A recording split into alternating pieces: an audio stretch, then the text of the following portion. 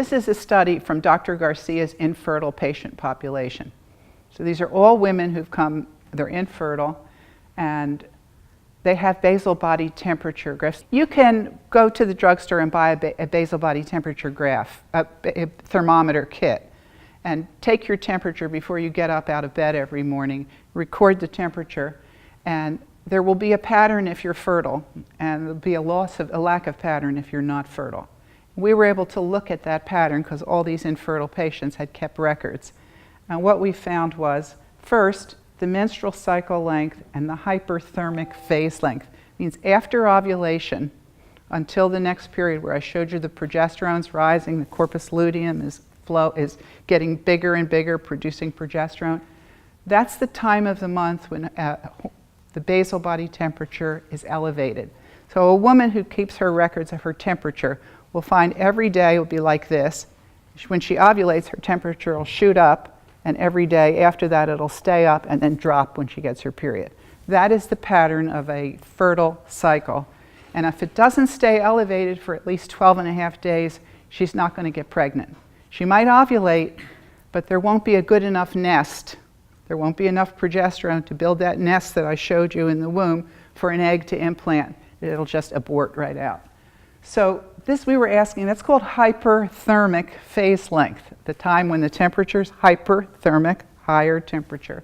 And we were asking, what is the hyperthermic phase length as a function of the menstrual cycle length, and break it down into weeklies and sporadics.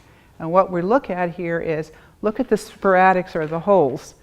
The people with regular cycles who are sporadics, some of them have infertile, hyperthermic. The short cycler who's sporadic would never get pregnant.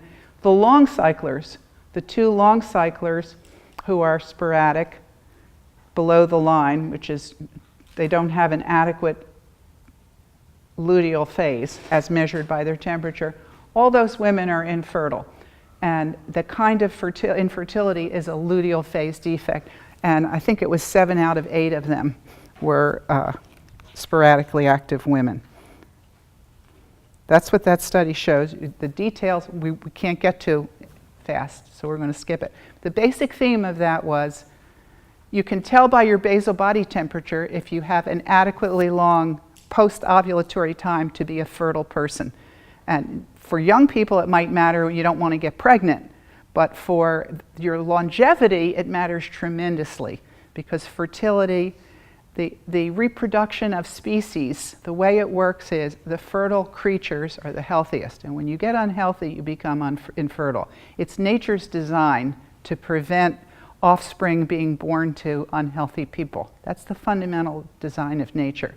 And you can measure that fertility by your basal body temperature graph and see how healthy is my fertility system. You could see it by taking your temperature.